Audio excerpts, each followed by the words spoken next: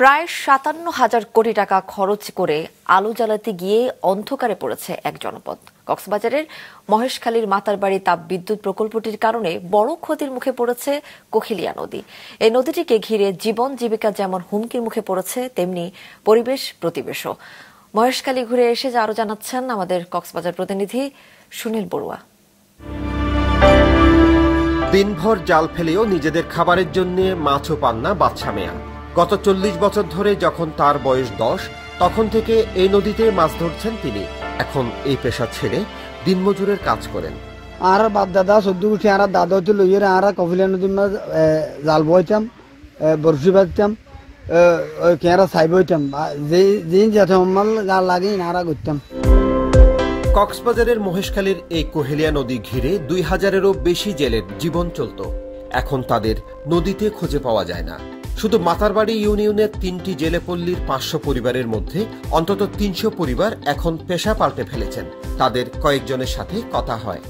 আগে মাছ পাতাম আমরা ২০-৪০ কেজি মতন, এখন মাছ পাই ১ কেজি ১.৫ কেজি মতন। এই বিদ্যুতের কারণে প্রায় মাইল মতো ইটকে ফাতার গিয়ে আছে।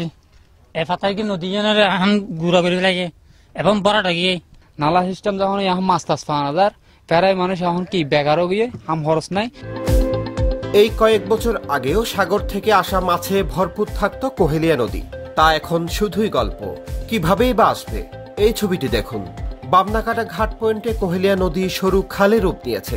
যত উত্তরে দক্ষিণে যাওয়া যায়, এক সময়ের খরস্রোতা এই নদীর করুণ রূপটি স্পষ্ট হয়। নদীকে ২ ভাগ করে ৪ লেনের এই সড়ক নির্মাণের কাজ শুরু হয় ২০১৮ সালে।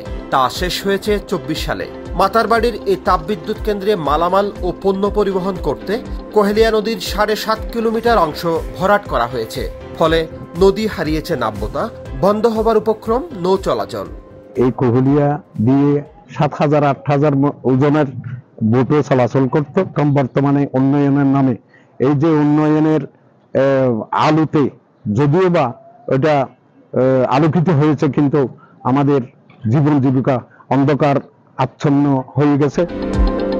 কোহেলিয়া নদী ঘেঁষে মাতারবাড়িতে কয়লা ভিত্তিক এই তাপবিদ্যুৎ কেন্দ্রটি চালু হয় ২ বছর আগে। বিগত আওয়ামী লীগ সরকারের অগ্রাধিকার প্রকল্পগুলোর অন্যতম ছিল এটি। প্রকল্পটিতে অত্যধিক ব্যয় কিংবা পরিবেশ প্রতিবেশের ক্ষতি কোনো কিছুই আমলে নেওয়া হয়নি।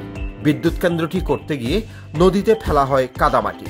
এতে নদীর গতিপথ কমে চর জেগে উঠেছে। এমনকি বিগত সরকার কোহেলিয়া নদীটিকে নদীর তালিকা থেকে বাদ দিয়ে নদীর অস্তিত্ব মুছে ফেলার চেষ্টা করেছে বলে দাবি এই পরিবেশ কর্মীর। জেলেদের স্বার্থে, স্থানীয় জনগণের স্বার্থে আমাদের কোহেলিয়া নদীকে অবশ্যই বাঁচাতে হবে। এদিকে দখল এবং দূষণমুক্ত করে সেদিকে উদ্ধার করে সেখানে এর মাধ্যমে বেজিংয়ের মাধ্যমে সেই নদীর নাব্যতা ফিরিয়ে আনতে হবে। শুধু তাই নয়, প্রকল্পে মাটি ভরাটের জন্য সাগরে বড় বড় ড্রেজার বসিয়ে বালু উঠানোর কারণে গত ১ বছর ধরে ভাঙনের শিকার হয়ে বিলীন হয়ে গেছে সাইটপাড়া, জাইল্লাপাড়া ও বাহিরপাড়ার ৬ শতাধিক বসতঘর। তাদেরই একজন ওমর মিয়ার স্ত্রী আমেনা খাতুন। বয়স এখন ৭০ ছুঁই। ভাঙনের কবলে পড়ে বসত ভিটা সহ প্রায় ১ একর জমি বিলীন হয়ে গেছে সাগরে।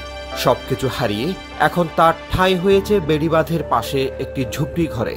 সাগরের আগ্রাসনের সেই ব্যথা কিছুতেই ভুলতে পারছেন না আমেনা ও একই গ্রামের ভুক্তভোগীরা। বাঁধতে আর হাড়ির বাদ দিয়ে আর চার অনেক অর্থ নাই, জায়গা সম্পত্তিও নাই, সব বড় নাই। আনার করেও বাদ দিয়েছিল, বাড়ি খানি আনার করে বাঁধ ফেলে বাড়ি। তবে কোহেলিয়া নদী খনন এবং সাগরের ভাঙন ঠেকাতে ৩,৮১৮ কোটি টাকার প্রকল্পের প্রস্তাবনা পাঠানো হয়েছে বলে জানান পানি উন্নয়ন বোর্ডের এই কর্মকর্তা। আমরা প্রকল্পটা এখন সংশোধন করছি। এটা যদি অনুমোদন হয় তাহলে কোহেলিয়া নদী পুনঃখনন সহ প্রায় ৩৩ কিলোমিটার বেড়িবাঁধ পুনর্বাসন করা সম্ভব হবে।